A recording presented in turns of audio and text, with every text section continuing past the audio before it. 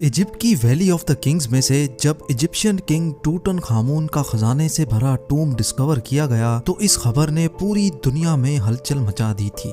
26 feet पहाड़ के अंदर छुपा हुआ ये टूम 3000 सालों में पहली बार खोला गया था, जिसके अंदर लातादाद खजाने और किंग टूटनखामुन की ममी भी मौजूद थी। इस टूम में से मिलने वाला सोना बिल्कुल प्योर था और इसका टोटल वजन 1,03,000 तोला सोने के बराबर था, जो तकरीबन एक टोयोटा गाड़ी के वजन के बराबर बनता है। वैसे तो इस टूम से मिलने वाला तमाम खजाना और गोल्ड प्राइसलेस है, लेकिन अगर एक एस्टिमेट लगाया भी जाए तो आज के दौर में इसकी कीमत 5.5 अरब रुपयों के बराबर है। ज़ेम टीवी की वीडियोस में एक बार फिर से खुशामदीद। नाजरीन, ये टूम डिस्कवर होने के बाद आर्कियोलॉजिस्ट ये देखकर परेशान थे कि आज के मॉडर्न दौर में भी इतना ज्यादा सोना पहाड़ों से ढूंढने और निकालने में एक माइनिंग कंपनी को कम से कम भी 10 साल लग जाते हैं। तो आखिर 3000 साल पहले, जब ना ही कोई मशीनरी थी और ना ही कोई टेक्नोलॉजी, तब एंशिएंट इजिप्शियंस ने ये सोना निकाला तो आखिर कैसे और कहां से? फ्रेंच गोल्ड एक्सपर्ट थॉमस फॉशर अपनी टीम के साथ इस मुश्किल तरीन चैलेंज का राज जानने के लिए मैदान में उतर आए। सबसे पहले थॉमस ने मिलने वाले सोने को कई सालों तक अच्छी तरह स्टडी किया और उसकी कॉम्पोजिशन मुख्तलिफ जगहों से निकलने वाले गोल्ड से कंपेयर की। कई सालों के बाद आखिरकार थॉमस और उसकी टीम को ये तो मालूम पड़ चुका था कि टूटनखामुन की टूम से मिलने वाला सोना भी किंग्स वैली के आसपास के पहाड़ों से ही निकाला गया था। अब चैलेंज था वो पहाड़ ढूंढने का जहां से एंशिएंट माइनर्स इतना ज्यादा सोना निकालते थे। लेकिन ये टास्क कोई हल्का फुल्का टास्क नहीं था। किंग्स वैली के गिर्द हजारों पहाड़ मौजूद हैं और ये जानना कि सोना कौन से पहाड़ से निकाला जाता था, ये वाकई एक इंतहाई मुश्किल तरीन काम था। फ्रेंच गोल्ड एक्सपर्ट थॉमस फॉशर अपने एक आर्कियोलॉजिस्ट दोस्त के साथ मिलकर किंग्स वैली से 80 किलोमीटर दूर एक सहरा में पहुंच गया, क्योंकि इस डेजर्ट में कई ऐसे पत्थर मौजूद हैं जिनके अंदर सोने के जर्रात छुपे हैं। इसी वजह से उनका मानना था कि अगर टूटनखामुन की टूम से मिलने वाला सोना भी इसी डेजर्ट से निकाला गया था तो यहाँ माइनिंग ऑपरेशन के कोई न कोई निशानात जरूर मिलेंगे। ये सहरा 1,36,000 स्क्वायर किलोमीटर तक फैला हुआ है, जहाँ गर्मी और पानी की शॉर्टेज की वजह से जिंदगी ना होने के बराबर है। थॉमस का मानना था कि इतना ज्यादा सोना अगर इसी सहरा के किसी पहाड़ से निकाला गया होगा तो जाहिर है उसमें काफी ज्यादा मैन पावर भी लगी होगी। थॉमस और उसका साथी इसी खोज में सहरा के अंदर जाते रहे। इस बंजर सहरा में कई घंटों तक सफर करने के बाद काफी अंदर जाकर उनको पहाड़ के नीचे एक अजीब मंजर देखने को मिला।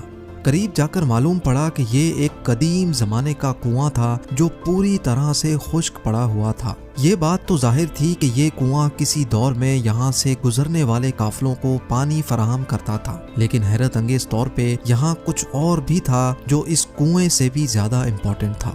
जी हाँ, थॉमस और उसके साथी को यहाँ एक पुराना कमरा भी बना हुआ दिखा जो अंदर से एक इबादतगाह का मंजर पेश कर रहा था। इस कमरे की दीवारों और छत पर काफी मेहनत से पत्थरों पर कार्विंग करके पेंटिंग्स बनाई गई थी। जब इस आर्ट वर्क को गौर से देखा गया तो इसमें एक ऐसा राज छुपा था जिसको देखकर यकीन करना मुश्किल था। थॉमस के साथ आया दोस्त, जो कि एक आर्कियोलॉजिस्ट था, उसने बताया कि इस पेंटिंग में वही राज छुपा है जिसकी तलाश में हम लोग निकले हैं। पेंटिंग में जाहिर था कि सहरा में बना यह कुआं और रेस्ट रूम इस सहरा का सबसे पहला स्टॉप है, जहां पर एंशिएंट गोल्ड माइनर्स आराम करने के लिए रुकते थे।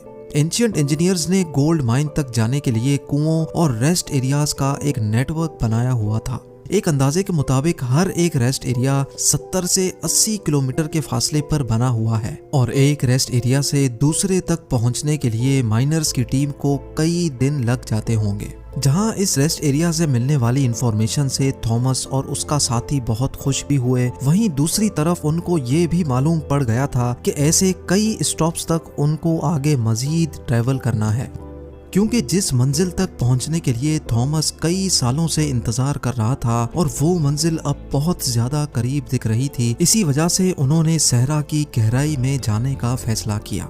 बंजर सहरा में एक के बाद दूसरा रेस्ट एरिया आता गया, लेकिन गोल्ड माइन जैसी कोई चीज नजर नहीं आई। आखिरकार पूरे 2 दिनों के बाद थॉमस को एक पहाड़ के किनारे पड़े ढेर सारे पत्थर दिखाई दिए। देखने में तो ये एक नॉर्मल सीन था, लेकिन थॉमस का मानना था कि ये जगह एंशिएंट गोल्ड माइनर्स का कैंप लगती है। और हुआ भी कुछ ऐसा ही। जी हाँ, इस जगह पर पत्थरों से बने कुछ ऐसे टूल्स मिले जिनकी मदद से पत्थरों को तोड़कर उनके अंदर से सोना निकाला जाता था। ये पत्थर जो दिखने में एक नॉर्मल पत्थर लगता है, इसको इस टूल की मदद से तोड़कर क्रश किया जाता था और फिर उस क्रश में से सोने के जर्रात अलग किए जाते थे। जब इस जगह मजीद सर्चिंग की गई तो यहाँ गोल्ड माइनिंग के कई टूल्स जमीन पर पड़े दिखाई दिए। क्योंकि थॉमस को एंशिएंट गोल्ड माइनिंग टेक्निक्स के बारे में काफी ज्यादा जानकारी थी, इसी वजह से उसका मानना था कि एंशिएंट माइनर्स इन पहाड़ों को खोद खोद कर इनमें टनल्स बनाते थे। इन टनल्स में खास किस्म के पत्थर ढूंढकर उनको इस माइनिंग कैंप में लाया जाता था जहां वो इस वक्त मौजूद हैं। माइनिंग कैंप में मौजूद माइनर्स की दूसरी टीम इन पत्थरों को क्रश करके इनमें से सोना निकालती थी और फिर वो सोना किंग्स वैली में भेजा जाता था।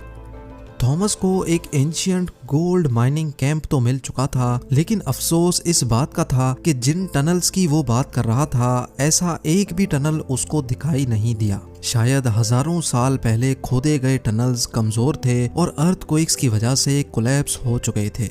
एक्सपर्ट्स का मानना है कि गोल्ड माइनिंग का ये तरीका बहुत ही ज्यादा मुश्किल है। अगर उस दौर में 100 लोग एक हफ्ते तक गोल्ड माइनिंग का काम करते होंगे तो उसमें से वो सिर्फ 1 स्पून गोल्ड का इकट्ठा कर सकते होंगे। यानी ये कहना बिल्कुल भी गलत नहीं होगा कि टूटनखामुन की टूम से मिलने वाला गोल्ड माइन करने में हजारों एंशिएंट माइनर्स एक ही वक्त में काम करते थे, लेकिन फिर भी उनको ये टास्क कंप्लीट करने में कई साल लगे होंगे। माइन किया गया सोना छोटे छोटे जर्रात की फॉर्म में किंग्स वैली में भेजा जाता था, जहां पर एक अलग टीम उनको मुख्तलिफ शेप्स में डालती थी, जिसमें टूटनखामुन का death mask, coffin, statues, jewellery, chairs और गोल्ड चैरियट भी शामिल था। 1922 में जब हॉवर्ड कार्टर ने ये टूम डिस्कवर किया था, तब उसमें 5000 मुख्तलिफ किस्म की चीजें मौजूद थीं। इन तमाम चीजों का कैटलॉग बनाने में ही ब्रिटिश आर्कियोलॉजिस्ट को पूरे 10 साल लग गए थे। उम्मीद है ज़ेम टीवी की ये वीडियो भी आप लोग भरपूर लाइक और शेयर करेंगे। आप लोगों के प्यार भरे कमेंट्स का बेहद शुक्रिया। मिलते हैं अगली शानदार वीडियो में।